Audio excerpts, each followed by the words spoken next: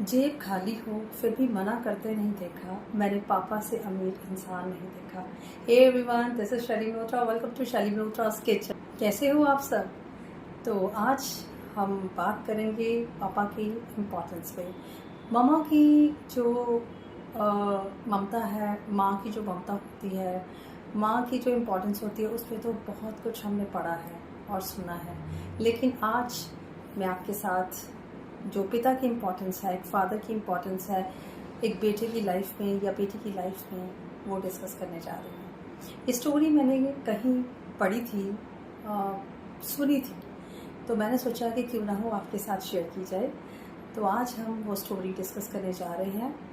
बेटे और एक बाप की स्टोरी है, बहुत ही इंटरेस्टिंग सी स्टोरी है और पूरी वीडियो में मेरे साथ आप बने रहिए इस स्टोरी के लिए। तो चलते हैं, फिर स्टार्ट करते हैं ये स्टोरी एक पिता की इम्पोर्टेंस पे। पिता एक दिए की तरह होता है जो खुद जलकर अपने बच्चों के जीवन को रोशन करते हैं। तो स्टोरी कुछ इस तरह है कि एक लड़का होता है और एक उसके फादर होते हैं।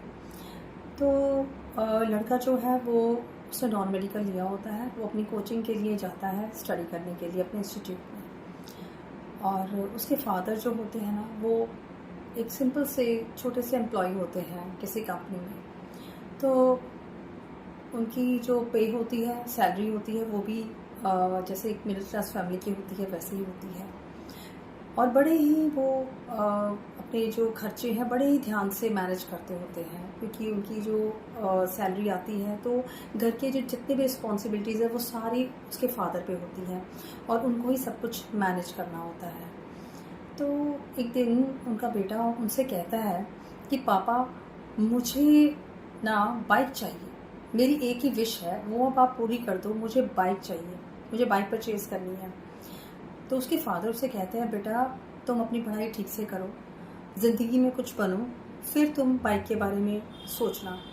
लेकिन वो नहीं मानता। वो कहता है, नहीं पापा, मेरे सभी फ्रेंड्स के पास बाइक है, कोई बाइक पे आ रहा है, कोई गाड़ी में आ रहा है, मुझे तो बाइक चाहिए, मेरी तो एक ही विश है, वो आप पूरी नहीं कर पा रहे हो, मुझे बाइक चाहिए। उसके पापा बहुत समझाते हैं कि बेटा बाइक हम फिर लेंगे, बट अभी तुम्हारा जो टाइम है ना, अभी तुम्हारा टाइम है अपनी स्टडी पे फोकस करना, तो तुम अपनी स्टडी पे फोकस करो, इससे अच्छा और कुछ नहीं होगा।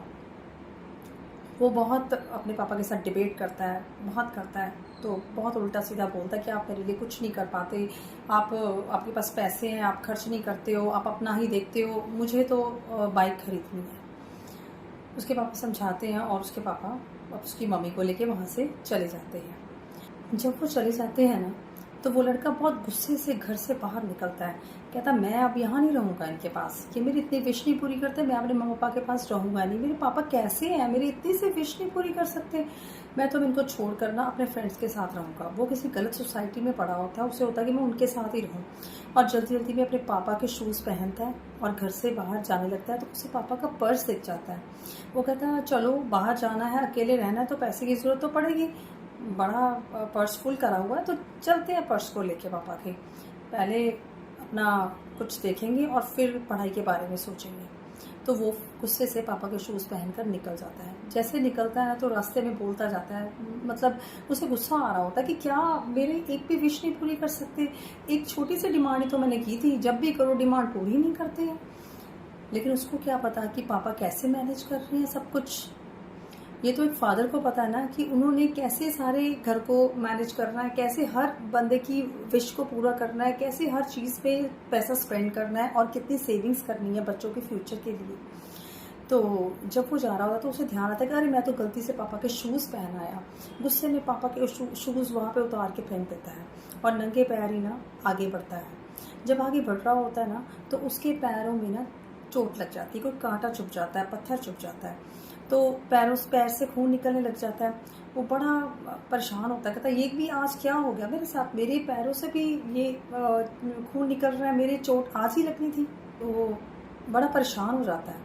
तो वो कहता है कि चलो यहाँ बैठते हैं कहीं 2 मिनट और देखते हैं कि पर्स में कितने पैसे हैं, पहले हॉस्पिटल जाऊँगा, पहले अपने इस पर फर्स्ट एड लूँगा हॉस्पिटल में जाकर, और उसके बाद फिर सोचता हूँ कि क्या करना है। तो वो पहले पर्स को बैठता है कहीं पे तो वो देखता है कि पर्स बड़ा फिल है और फिल करा हुआ है। वो सोचता है कि इसमें बड़े पैसे होंगे। जैसे ही वो पर्स खोलता है और उसमें से देखता है कि उसमें सिर्फ एक 100 का नोट होता है, सिर्फ 100 रुपीज़ का नोट होता है, और बाकी सब जो होता है उसमें वो होता है पेपर्स।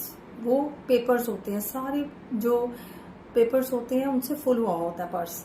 तो वो कहता है देखो तो सही कि पेपर्स में क्या है। वो कहता है पापा ये क्या, सिर्फ 100 रुपया ही रखते हैं अपने पर्स में, इनके पास पैसे नहीं है, क्या बात होगी पापा को, पापा के गरीब हो गए हैं मेरे। तो वो जैसे ही पेपर्स देखता है, पहला पेपर खोलता है, उसमें होता है 40,000 का जो उधार लिया हुआ था उसके पापा ने, कर्जा लिया हुआ था, और वो था अपने बेटे के लैपटॉप के लिए। लास्ट ईयर उसने लैपटॉप के लिए भी, उसे ध्यान आता है कि लास्ट ईयर उसने लैपटॉप के लिए भी बड़ा बवाल मचाया था घर में, मुझे लैपटॉप चाहिए। तो उसके पापा ने 40,000 लिया था किसी से, और उसकी वो स्लिप थी, और कुछ राशन के बिल्स थे, कुछ घर के रेंट के बिल थे, मतलब बहुत सारी जो थी ना वो सारी रिस्पॉन्सिबिलिटीज़ की स्लिप्स थी। वो देख के ना उसकी आंखों से आंसू बहने लग जाते हैं। वो कहता मेरे से कितनी बड़ी गलती होगी, पापा कैसे मैनेज करते हैं इतना सारा खर्चा, और मैं आए दिन अपने पापा के आगे डिमांड रख देता हूँ कि मेरी ये विश पूरी करो, मेरी वो करो। उसे बड़ा ही अंदर अंदर फील होता है कि मैंने अपने पापा के साथ बहुत गलत करा। आज मैंने उनके साथ डिबेट भी करी ना, वो भी बहुत गलत करा। तो वो फटाफट एक उसने उसमें से ना एक स्लिप देखता है। वो स्लिप में लिखा होता है कि उसके पापा के पास पुराना स्कूटर होता है ना, तो वो कहता होता है कि पापा ये स्कूटर बेच दो, हम बाइक लेते हैं। उसे ये था कि मैं बाइक मैं चलाऊंगा। तो वो उसमें स्लिप देखता है, खोलता है लास्ट पेपर, उस पर लिखा होता है कि पुराना स्कूटर देकर नई बाइक ले जाइए, और उस पर एड्रेस भी दिया होता है, और उसकी इंस्टॉलमेंट्स भी बताई होती है कि इतने इंस्टॉलमेंट्स में आपको मिल जाएगा। वो फटाफट सोचता है, कहता है ये क्या, मतलब पापा ने ये स्लिप भी रखी हुई है, वो मेरे लिए बाइक परचेज करना चाहते हैं और मुझे पता भी नहीं है। तो वो फटाफट स्लिप को फोल्ड करके पर्स में डालता है और नंगे पैर ही वापस घर में दौड़ता है, घर की तरफ दौड़ता है। घर जैसे ही पहुंचता है तो देखता है ना मम्मा है ना पापा है, वो तो पहले ही जा चुके हैं, वो घर पे है ही नहीं, वापस नहीं आए हैं इतनी देर में। तो वो कहता है कि मुझे लगता है ज़रूर वहीं गए होंगे, मेरी बाइक की बात करने के लिए, स्कूटर बेचने गए होंगे। तो वो जो एड्रेस उस पर मैंशन होता है ना स्लिप पे, तो वो वहाँ पे वापस जाता है।